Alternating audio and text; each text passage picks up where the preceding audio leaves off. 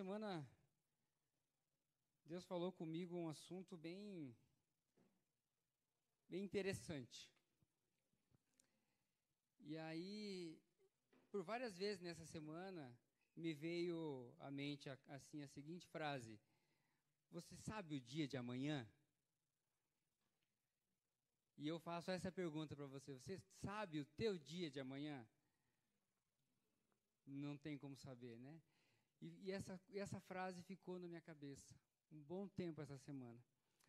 E eu fui estudar a palavra do Senhor e me deparei com um texto que eu já tinha estudado há um tempo atrás.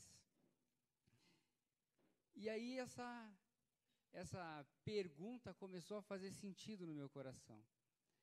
E eu escrevi algumas coisas que eu entendi ter vindo de Deus.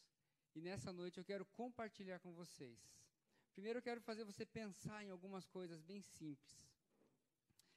Embora a gente não saiba o dia de amanhã, não saiba o que vai acontecer, uma coisa é certa. Não é muito bom o que eu vou falar, mas um dia a gente vai morrer. Talvez para uns não seja tão boa a notícia, mas a prova de que um dia nós iremos morrer é muito simples. Quem sabe? Que nós estamos vivos. Basicamente isso. A prova de que um dia nós morreremos é que nós estamos vivos. Então, o que Deus colocou no meu coração é assim: independente de como você está, independente de como está a sua vida com Deus, é importante a gente refletir em algumas áreas da nossa vida. E a afirmação que eu tenho para fazer para você é: não saia deste culto sem se acertar com Deus. Não saia deste lugar, um amontoado de pessoas, mas que nós chamamos culto de adoração a Deus, porque Deus se faz presente, amém? Então o que eu falo para você: avalie a sua vida, durante todo esse tempo que a gente vai conversar. E no final, eu gostaria que você, depois de ter avaliado a sua vida, não saísse daqui como a oração que o Marquinhos fez. Não saia daqui como você chegou. Acerte a sua vida com Deus. Amém? Mas, via de regra, a gente sempre quer ficar mal um pouquinho, né? Via de regra. Se o irmão do lado for antes de nós, a gente não vai ficar tão chateado, né? Olha, Deus, eu vou orar com a família dele, mas obrigado porque eu fiquei mais um pouquinho. Na maioria das vezes, esse é o nosso sentimento. Na maioria das vezes. Por quê? Porque nós fazemos planos. Nós queremos ter filhos, quem ainda não tem. Quem já tem, quer ver os filhos crescer. Quer poder estar com seus netos, bisnetos, se essa for a vontade de Deus. Se você casou, você quer ter um casamento feliz. Se você não casou, você quer ter a oportunidade de casar. São planos que nós fazemos. São coisas que nós sonhamos. E não tem nada de errado nisso. Eu sonho muita coisa, eu sou um cara verdadeiramente sonhador. Realizo muito pouco das coisas que eu sonho, mas eu sonho bastante, né? A gente tem que pelo menos sonhar, a gente está vivo, pô, né? Oramos por todas essas coisas. E tudo isso é importante na nossa vida, né? Não é nenhum pecado você sonhar, você planejar, você querer constituir família, você querer ver seus filhos crescerem, todas essas coisas. Mas a minha oração é que nessa noite a gente possa realmente avaliar a nossa vida e a gente consiga entender quais são as prioridades da nossa vida.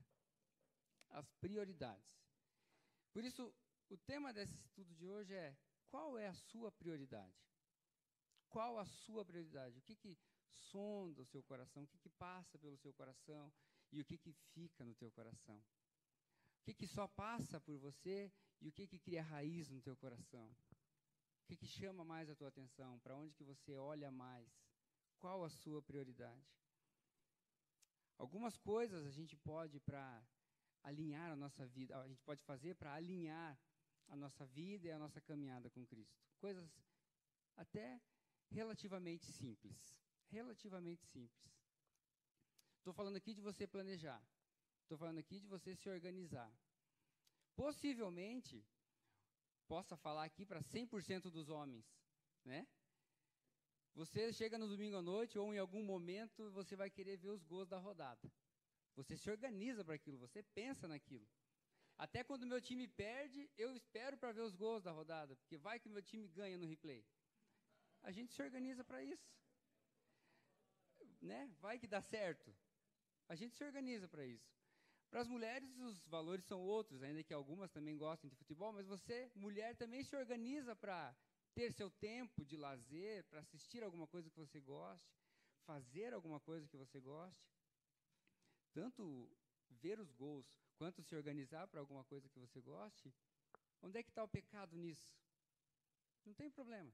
Não tem problema. O problema é quando a gente tem tempo para todas as coisas, mas a gente não tem tempo para buscar a Deus. E aí é que a gente vai falar sobre a prioridade. O que é prioridade na nossa vida? O que a gente espera ansiosamente para fazer?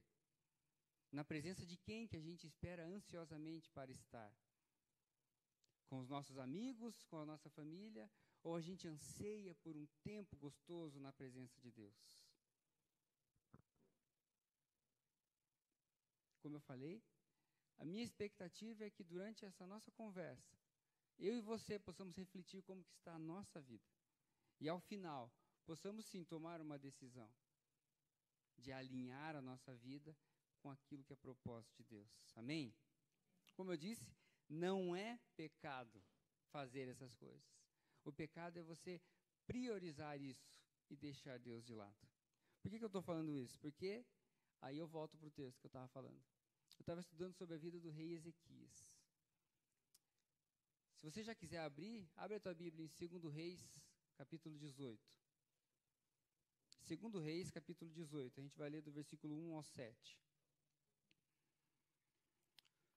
O rei Ezequias, eu percebi algumas coisas na vida dele, que me fizeram pensar e me fizeram perceber que ele tinha uma coisa muito interessante. Ele tinha uma prioridade, e a prioridade dele era ter intimidade com Deus.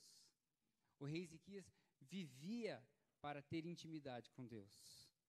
E o fato de ter intimidade, ter vida reta, ter uma vida de oração, mudou a sua vida e mudou a sua história.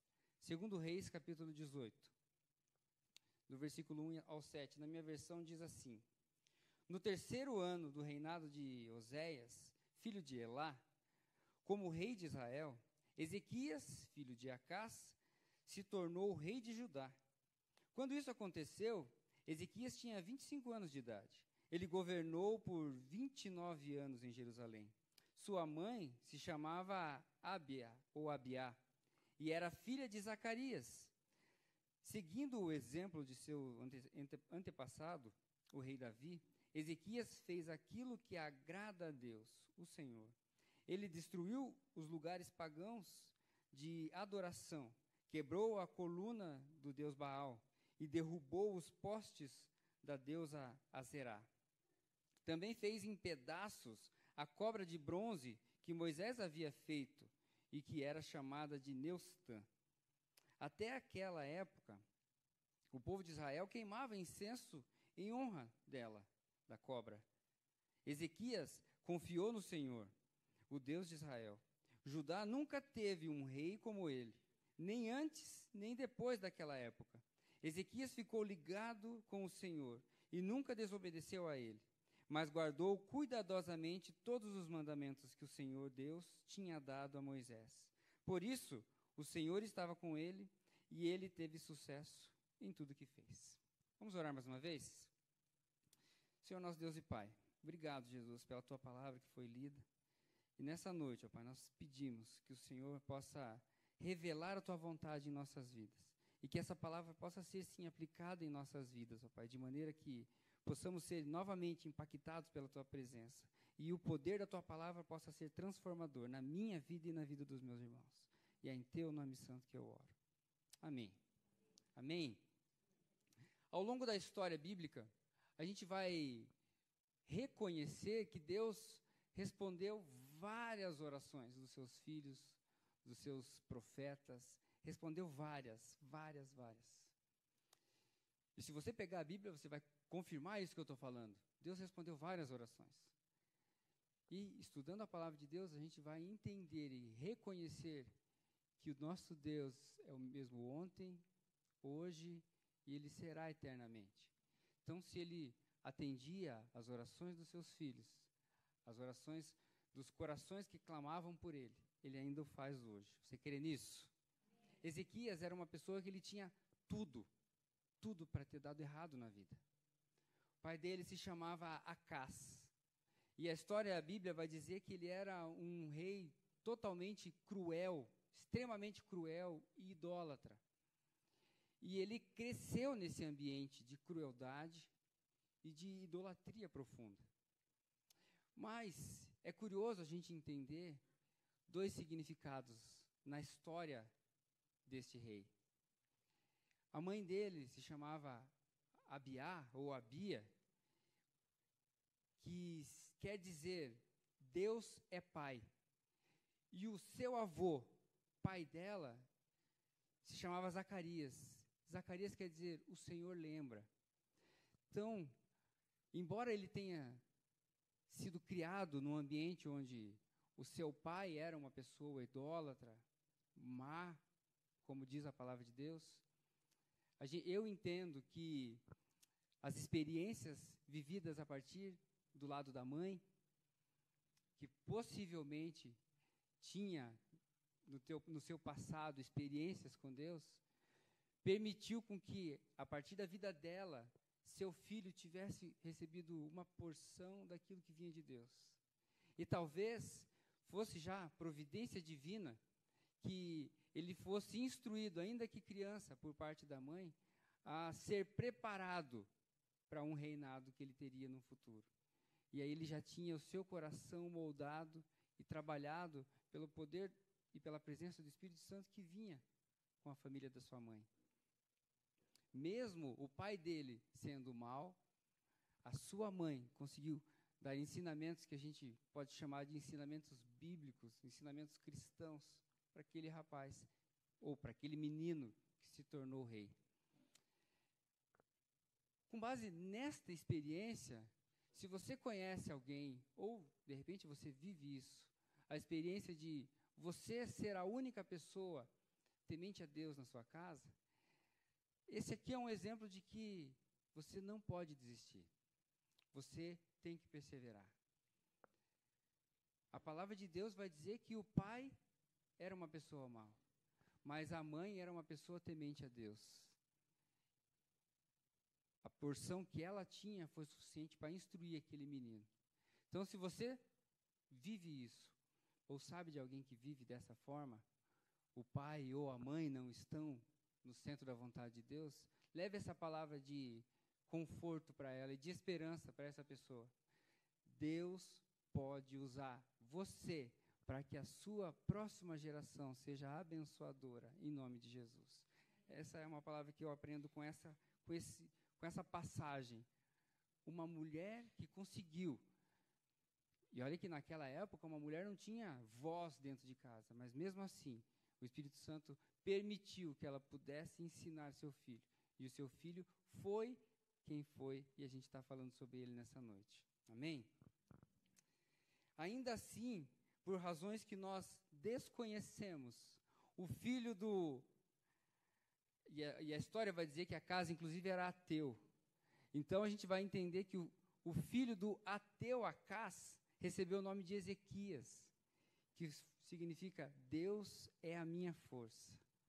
Olha o trabalho magnífico, maravilhoso de Deus na vida de uma família e na vida de uma pessoa. Permitindo que, ainda que as convicções dele e as vontades dele fosse outra, a vontade de Deus prevaleceu. E aquele menino foi instruído, foi criado e recebeu um nome divino. E a história vai dizer que, em razão do nome, ou não em razão do nome, mas ele recebeu aquele nome. E no futuro, quando se tornou adulto, ele fez jus àquele nome que ele tinha. Ele honrou o nome de Deus. O texto vai dizer, que a gente leu no versículo 5, confiou no Senhor, Deus de Israel, de maneira que depois dele não houve seu semelhante entre todos os reis de Judá, nem entre todos os que foram antes dele, nem depois dele. Um menino que aparentemente tinha tudo para dar errado.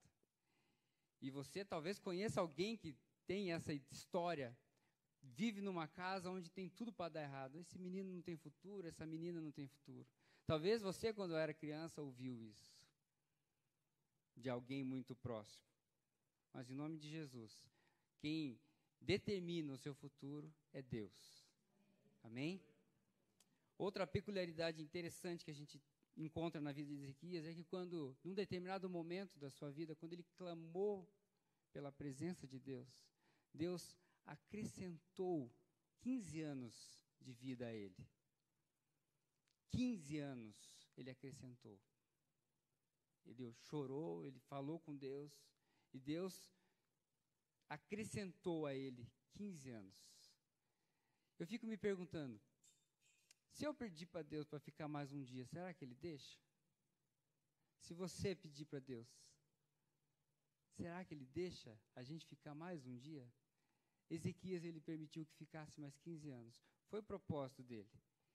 E naquela ocasião, ele fez com que a sombra do sol retrocedesse 10 graus para provar que ele estava fazendo.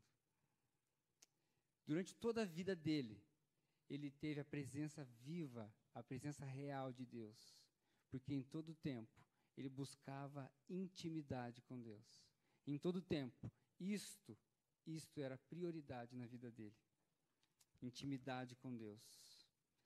Fazendo uma comparação dele com os reis que estiveram antes dele, chega até a dar desânimo, porque era uma briga doida para ver quem era pior que o outro. Se você ler, você vai pegar o livro dos reis e vai ver todos que estiveram antes dele, quase todos, na verdade, também partiram para o lado da idolatria, seu pai era um deles, faziam coisas que dava na cabeça, não eram temente a Deus. Mas ele fez jus a uma aliança que Davi tinha feito há 700 anos atrás. Ele, por si só, por ser temente a Deus, por ter as suas experiências vivas e reais com Deus, por ter intimidade com Deus, resolveu resgatar aquela aliança que Davi havia feito há tantos anos atrás. E ele colocou no seu coração, eu vou mudar a história. Foi isso que Ezequias fez. Ele optou, porque a gente tem opções na vida. A gente decide fazer ou não fazer as coisas.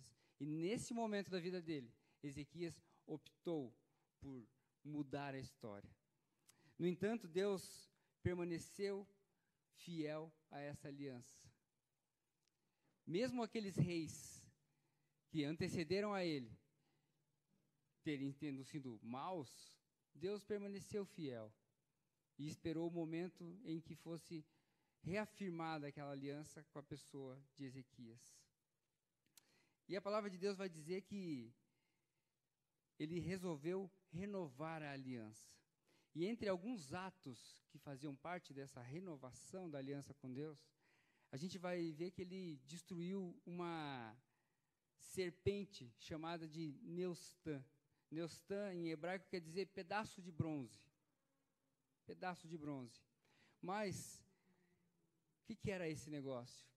No tempo de Moisés, por causa do pecado do povo, lá no deserto, Deus permitiu que serpentes entrassem nas casas, nas tendas, a palavra de Deus vai dizer, e aquelas cobras iam picando as pessoas, e o veneno delas era tão mortal que, tão logo as pessoas eram mordidas ou picadas, não sei como é que fala, eram abocanhadas pelas cobras, as pessoas morriam. E aquilo começou a dar um temor generalizado ali nas tendas, e as pessoas começaram a ficar muito preocupadas e foram reclamar com Moisés. Moisés orou e Deus falou, eu estou sim pesando a mão sobre esse teu povo, sobre o meu povo que está com você. Mas então eu vou falar para você fazer o seguinte, faz uma serpente, coloca numa haste bem alta e diga para o povo, na medida em que eles forem picados, abocanhados pela cobra, que eles então virem de onde eles estiverem e olhem para aquela serpente, que eles serão curados imediatamente. Aí eu penso, por quê? Por que fazer um objeto Por que não simplesmente coloquei as serpentes, tirei as serpentes? Né? Por quê? Aí, estudando a palavra de Deus, a gente vai ver o que está em João 5, quando Jesus fala assim, ó, e como Moisés levantou a serpente no deserto, João 3, 14 e 15. E como Moisés levantou a serpente no deserto, assim importa que o Filho do Homem seja levantado, para que todo aquele que nele crê não pereça, mas tenha a vida eterna. Veja só que comparação profunda. Tantos anos antes, Deus já tinha permitido algo semelhante ao que ele queria fazer no futuro. Já era uma profecia do que estava por vir. O que me revela que Deus estava querendo realmente dar salvação para aquele povo. Fazendo uma comparação com Jesus, é o que ele mesmo fala. Se você olhar para Jesus, se você voltar a sua face, o seu coração para Jesus, você será salvo. Era essa comparação que ele estava fazendo. Se você olhar para a serpente, naquele momento, você será salvo. Já era um prenúncio do que estava por vir. Ele já estava querendo dizer, e não dizendo, o que ia acontecer quando ele mandasse o filho dele para morrer pelo aquele povo. A salvação vem apenas pela fé em Jesus. Deus, por meio de um ato que, naquele momento, ninguém viu um bom motivo para aquilo acontecer, porque simplesmente ele podia ter mandado tirar as cobras, pronto, some as cobras. Não, ele teve uma estratégia para incutir no coração daquelas pessoas que eles precisavam crer, eles precisavam ter fé em algo que estava acima deles. Estava mostrando, e como eu falei, ao mesmo tempo mantendo em segredo o seu plano eterno. E durante 700 anos, não temos mais nenhum registro dessa cobra, desta estátua. Nenhum registro. Até esse momento em que nós lemos, 2 Reis, capítulo 2. E o registro vai mostrar, segundo Crônicas 32 também vai falar, a mesma história, e vai dizer que o povo estava idolatrando aquele povo, aquela imagem, estava idolatrando, estava acendendo incenso, estava se curvando. E aí eu quero pensar com você, uma coisa que num momento era lícito, uma coisa que num momento era bom, depois passou a ser ruim. Num segundo momento, a partir do momento em que aquelas pessoas passaram a ser salvas e o propósito de Deus chegou ao fim, levar o povo até outro lugar, aquilo parou de fazer sentido. Ou seja, o Espírito do Senhor não estava mais ali. Aquilo era só um objeto. E às vezes, eu e você agimos da mesma forma. A gente pede encarecidamente para que Deus nos dê coisas. E Deus nos dá coisas. Deus nos dá relacionamentos, Deus nos dá... E quando Ele nos dá, aqui, com o passar do tempo, a tendência do nosso coração é permanecer naquilo e esquecer do Deus que nos deu. E é isso que aquele povo fez. Num primeiro momento, aquilo era bom. Depois que se cumpriu o propósito, aquilo não teve mais sentido. Mas as pessoas ficaram apegadas àquilo. E muitos deles, por anos, gerações, porque passaram 700 anos. Quantas gerações não passaram? Acendendo incenso, se curvando para aquela cobra. Até esse momento. Será que eu e você temos alguma coisa no nosso coração que pode estar tendo mais prioridade do que a presença do Deus vivo na nossa vida? Será que alguma coisa que Ele nos deu neste momento ou daqui para frente não pode se tornar um estorvo entre o meu relacionamento com Deus, a minha busca de intimidade, a minha busca de intensidade, profundidade com Deus? Será que não tem alguma coisa atravancando, como diz o nortista? Será que não está atrapalhando? Será que não está tendo ruído no nosso relacionamento com Deus? Alguma coisa que outrora era bênção, num outro momento, pode estar atrapalhando o que Deus quer fazer na nossa vida. Isso é muito sério. E a partir do momento que começamos a valorizar demais as coisas e as pessoas, Deus começa a ficar de lado. Caímos no mesmo erro do povo de Israel. Só não acendemos incenso, mas o nosso coração está todo ali, todo ali. Mas o nosso relacionamento com Deus não pode ser baseado no visível. Nosso relacionamento com Deus não pode ser baseado no perceptivo. Deus está acima dessas coisas. Deus está acima do que a gente pode ver, Deus está muito acima do que a gente pode sentir. João 4 vai dizer, Jesus disse que Deus é Espírito, e importa que os que o adorem em Espírito e em verdade. João 4, 24. A cada dia, Deus quer se revelar para mim e para você de maneira diferente. A cada dia. E a cada nova experiência, meu e o seu conhecimento com Deus e a intimidade com Deus tende a crescer. A cada nova experiência, somente experiências com Deus é que vão permitir que a gente cresça em intimidade com o Deus vivo. Somente isso. Mas como que a gente pode aplicar isso na nossa vida? 3 liçõezinhas simples que eu aprendi com o rei Ezequias. 3 lições simples. Primeira lição, como aplicar isso na nossa vida? O rei Ezequias vai nos ensinar que precisamos primeiro detectar os erros. Ver onde que a gente está errando. Não parece simples? Detectar os erros. Quando Ezequias assumiu o reinado, ele encontrou a casa do Senhor em um verdadeiro caos. Em 2 Crônicas 29 vai dizer que os obreiros e os sacerdotes que eram responsáveis pela igreja, pelo templo, estavam de braços cruzados. Não estavam nem aí para o templo, não estavam nem aí para a casa de Deus. Não havia adoração, não havia compromisso com o Senhor, e o povo estava entregue à idolatria. Ezequias não ficou parado. Ele colocou no coração dele que ele precisava identificar o que estava errado, e foi o que ele fez.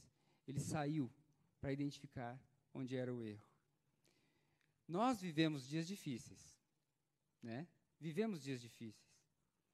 E de vez em quando eu e você desanimamos. Talvez porque somos humanos, né? Mas eu e você desanimamos. Alguns com mais frequência que outros.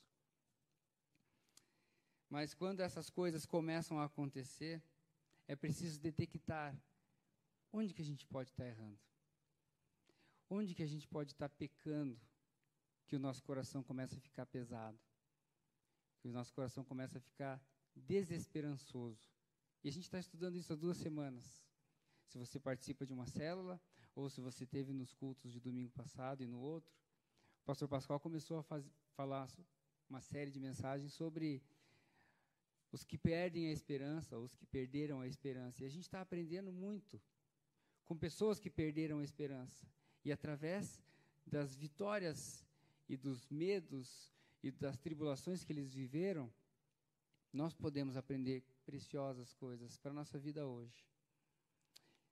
Então, no nosso dia a dia, a gente tende a ficar com o coração apertado. A gente tende a ficar com medo das situações. Talvez porque o nosso coração começa a ser invadido por outras coisas que não são assim tão legais, ou que não é aquilo que Deus quer para a nossa vida para aquele momento. Então, a gente precisa dar um passo para trás. É que nem eu gosto de falar, você dá sempre um passo para trás. Por que você dá um passo para trás? Porque você tem uma visão melhor. Você tem um panorama melhor da sua vida e daquilo que você está vivendo. E aí você consegue identificar onde que você pode estar errando. Detectar os erros é o primeiro passo. Detectar os erros. Não se deve fazer de qualquer maneira as coisas de Deus, e não se deve viver de qualquer maneira. A gente tem que viver sim para a honra e glória de Deus. A gente precisa estar atento ao que Deus quer, ao que Deus espera. Se quisermos a atuação de Deus por meio do seu Santo Espírito na nossa vida, está na hora de detectarmos os erros que estamos cometendo e alinhar a nossa vida. Alinhar a nossa vida. Amém? Nesse momento, eu queria que você fizesse uma avaliação da sua vida. Faça uma avaliação. Onde que você pode estar errando? Onde que você pode estar errando? Para a gente pensar. Uau! Nossa, eu não tinha pensado nisso. Talvez o Espírito Santo coloque alguma coisa no teu coração agora. Avalie-se. Avalie-se. Porque todos nós precisamos ajustar alguma coisa. Alguns grandes, outros pequenos. Mas algum ajuste sempre precisa ser feito. Feita essa avaliação, a gente vai para a segunda lição. Segunda lição, como aplicar isso na nossa vida? A gente detectou os erros. O segundo é teoricamente fácil. Tome atitudes. Identificou? Uau, então a gente tem que fazer alguma coisa. Acredito que detectar é mais ou menos fácil. Achar o erro do outro é mais fácil, né? Se eu perguntar aqui, me diga um defeito do teu irmão, né? Fica mais fácil. Agora, detecte onde você está errando. O que deve ser feito para melhorar? Principalmente neste momento da sua vida, onde Deus pode estar falando no teu coração. A questão é tomar atitudes para que as coisas se tornem certas. E talvez a tua vida mude de rumo. A gente precisa identificar, a gente precisa ajustar para que as coisas mudem a direção. Foi exatamente isso que Ezequias fez. Segundo Crônicas 29, vai dizer que ele começou não só detectando, mas tomando atitudes. No primeiro dia, diz o texto, do ano do seu reinado, no primeiro mês, abriu as portas, esse texto está em 2 Crônicas 29, 3. Ele abriu as portas da casa do Senhor e as reparou. Ele não só abriu, ele abriu a porta e reparou. Os primeiros passos são simples, mas são esses passos que dão início a uma grande virada na nossa vida. Talvez a gente fique esperando um grande momento, que a gente vai chamar de grande virada. Mas a gente esquece que uma grande virada começa com o primeiro passo. A gente precisa detectar e a gente precisa mudar. A gente precisa detectar e a gente precisa fazer. Fazer é o primeiro passo. Talvez o primeiro passo seja o mais difícil. Talvez seja o mais difícil, mas ele é o mais importante. O primeiro passo para mudar a nossa vida é sempre o mais importante. Ezequias começou com o básico, ele abriu a casa de Deus. Simples. Não custava nada. Teoricamente não ia machucar ninguém. Mas que ele podia fazer. E ele o fez. A porta estava fechada, e com isso, abrindo a porta, Ezequias estava dizendo assim, estou tomando a atitude de colocar a casa de Deus em ordem. Olhando casa de Deus no sentido espiritual, casa de Deus somos eu e é você. Colocar a casa em ordem é necessário. Para colocar a casa em ordem, a gente precisa achar onde que está a desordem. E aí a gente precisa se ajustar para que Deus faça uma mudança total na nossa vida e no nosso coração. Quais são mudanças que seriam teoricamente simples? Às vezes você está na igreja há um bom tempo. Um bom tempo. Você frequenta os cultos, você até tem um certo entendimento do que a palavra de Deus diz, mas em muitos momentos você tem dificuldade de vivê-las. Viver as coisas que você sabe que a palavra de Deus diz que deveriam viver. E tem coisas muito simples que podem te ajudar a detectar esses erros e a fazer os ajustes que você precisa. Um deles é participar de uma célula. Alguns dizem, olha, eu já tenho tanta coisa para fazer, minha semana é cheia. Estando na igreja no sábado ou estando na igreja no domingo, para mim já é bênção. Eu recebo lá e fico a semana inteira. Não fica. Sabe para que serve uma célula? Uma célula serve para, primeiro, para acolher. Eu falei aqui, nós não vivemos dias fáceis. E tem dias que são piores ainda. Sabe o que acontece quando você está numa célula e você está num dia ruim? Você é abraçado, você é acolhido. As pessoas riem com você e as pessoas choram com você. E eu vou dizer para você, às vezes as pessoas da tua célula não te tratam melhor do que as pessoas da sua casa. Sabe por quê? Porque quando a gente está dentro de uma célula, a gente está ali para servir, a gente está ali para ser instrumento vivo nas mãos de Deus.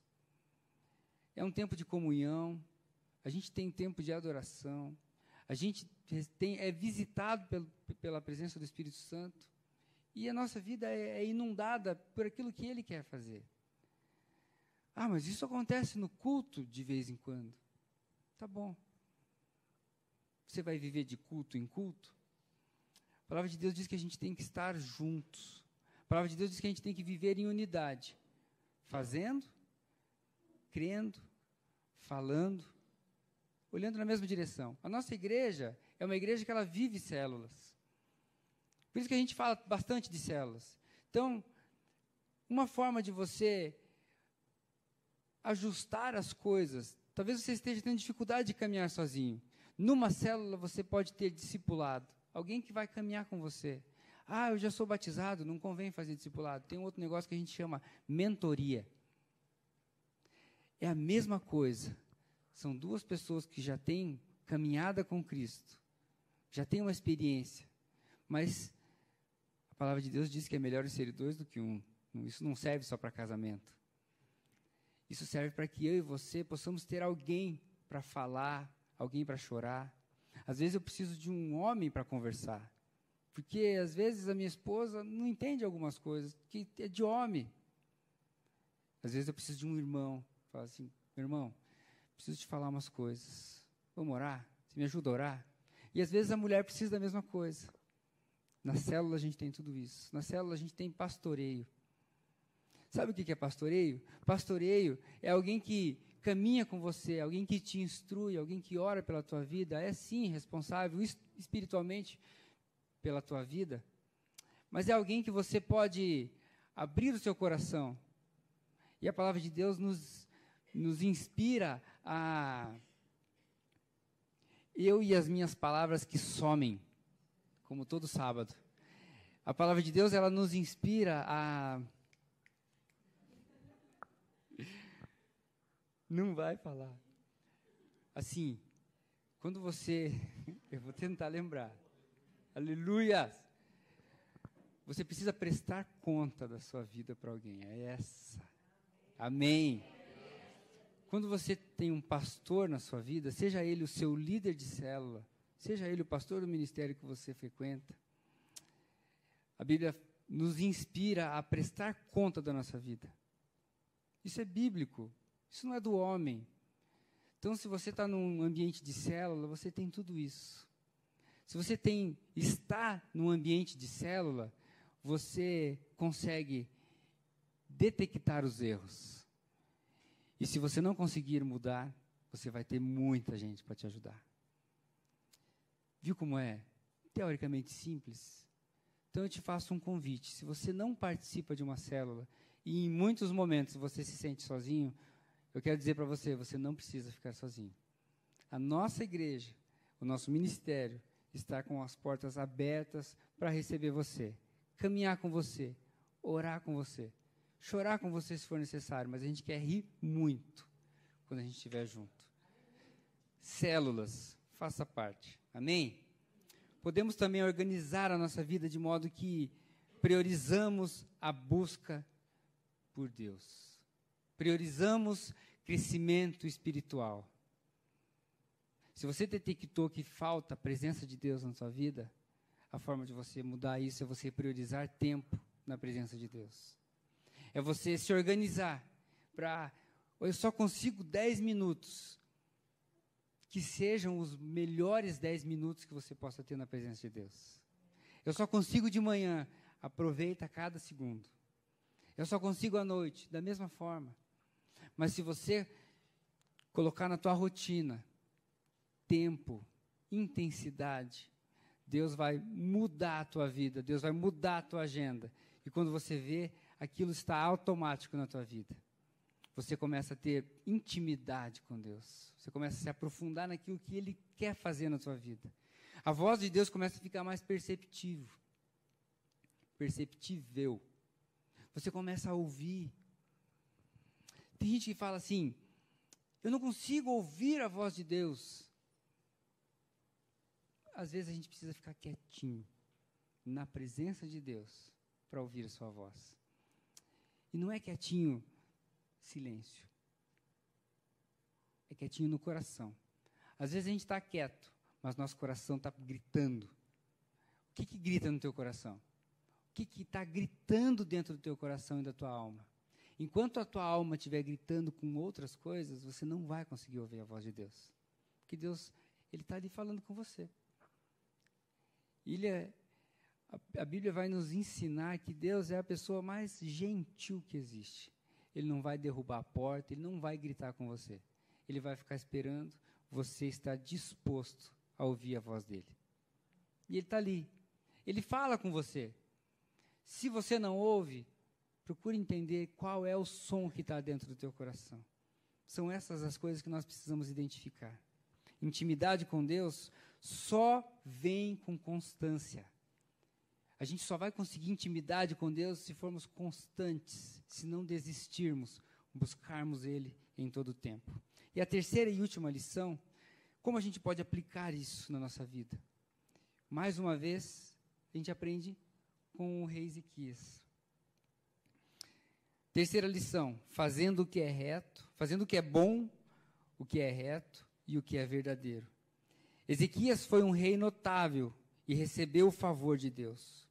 Todo o sucesso do ministério de Ezequias e do reinado dele se deve ao que está escrito nos versículos de 2 Crônicas 31, 20 e 21.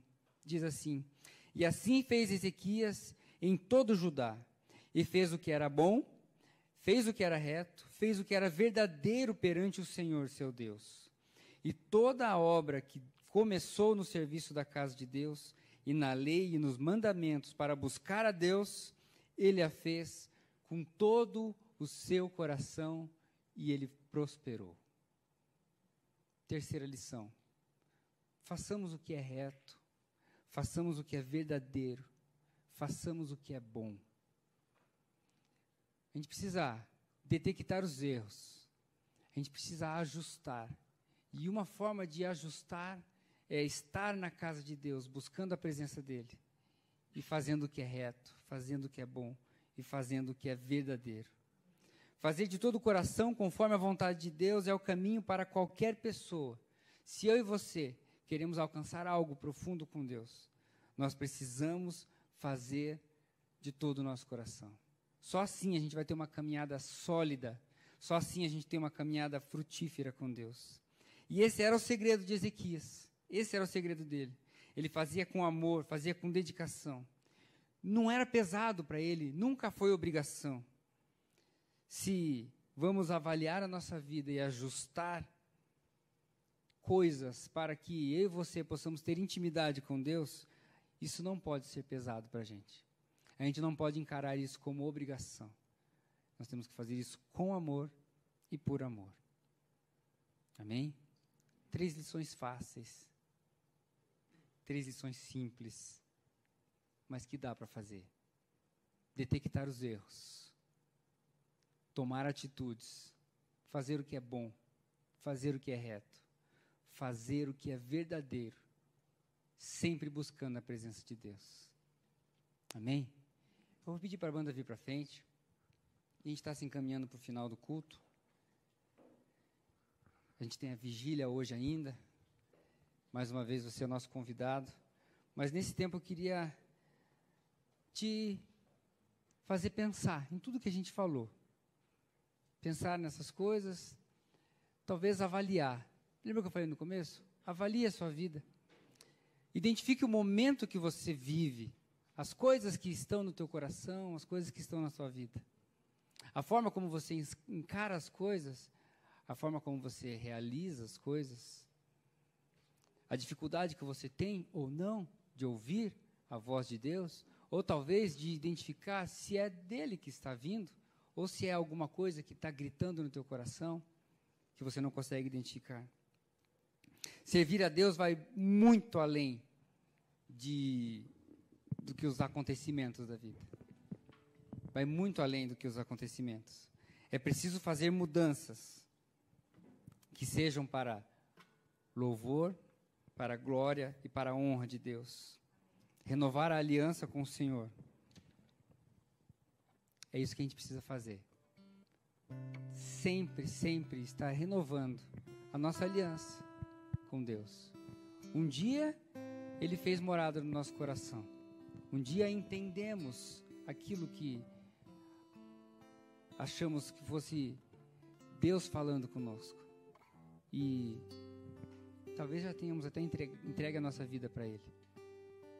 Mas as coisas desse mundo, nosso dia a dia, vai entulhando outras coisas no nosso coração.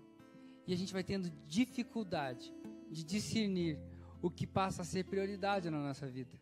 Um dia, servir a Deus foi prioridade na nossa vida. Lembra do primeiro amor? Gostoso, falar de Deus para todo mundo, em todo canto. Talvez hoje, tenho até vergonha de dizer que sou crente. Não sei o que você está vivendo. Um dia, eu li uma frase, se intitulava Provérbio Escocês. Se é, não é, não sei se existe. Provérbio Escocês. Diz assim: existem 3 tipos de pessoa: as que deixam acontecer, as que fazem as coisas acontecerem e as que perguntam: o que aconteceu? 3 pessoas. As que fazem, as que veem e as que não sabem nem o que está acontecendo. Podemos escolher,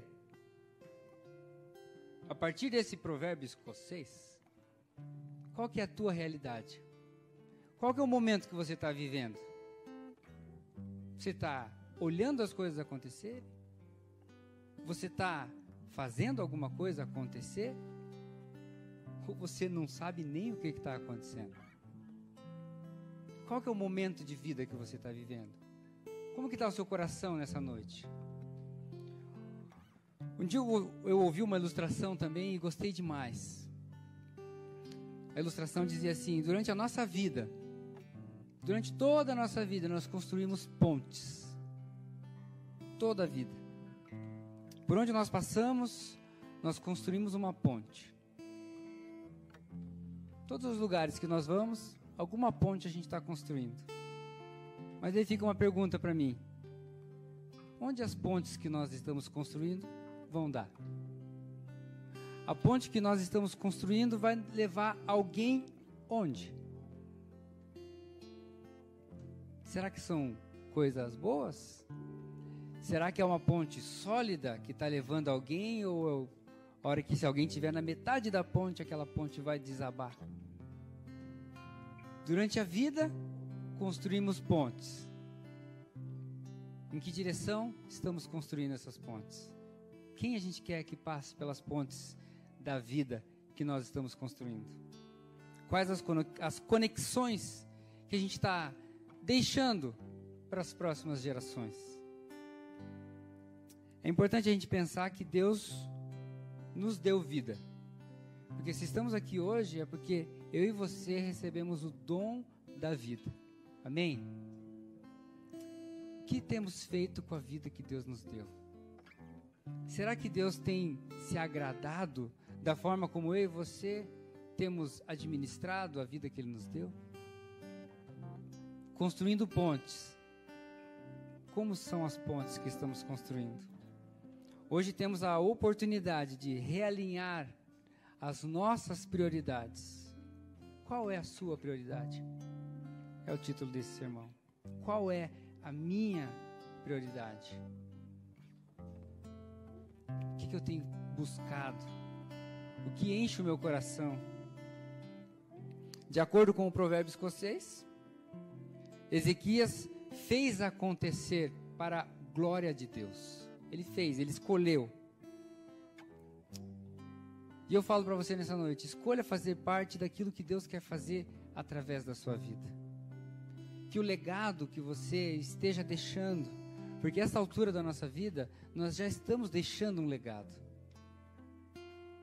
As nossas pontes estão espalhadas por vários lugares. Alguém um dia vai passar pelas pontes que nós construímos e pelas que ainda iremos construir.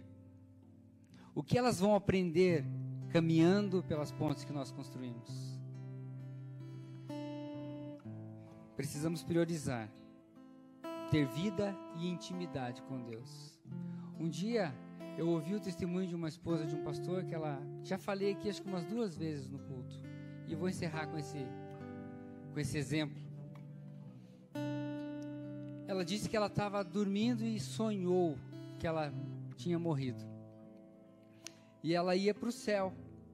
Chegando no céu, ela foi recebida por Jesus, que lhe deu um abraço frio, seja bem-vinda, e pôs ela de ladinho assim, e ali ela ficou, meio sem entender, mas até aquele momento ela estava no lucro, estava lá no céu, viu o mestre, abraçou o mestre. E aí ela disse que começou a ver outras pessoas chegando. E para aquelas pessoas, Jesus teve um tratamento diferente. Para cada um que chegava, ele abraçava, ele sorria, ele comentava coisas, ele chorava de alegria por aquelas pessoas estarem com ele. E ele recebia com calor tremendo. E aquilo apertou o coração dela. Ela falou assim, por que ele não me recebeu dessa forma? E ele recebeu várias pessoas daquela forma. E quando aquelas pessoas entraram, passaram por ele, ela pegou e foi até ele novamente e falou assim, mestre, por que a mim foi um abraço assim meio, que parece que obrigado e tal? E para aquelas pessoas o Senhor demonstrou tanto carinho, tanto afeto, estava tão contente com a chegada delas aqui.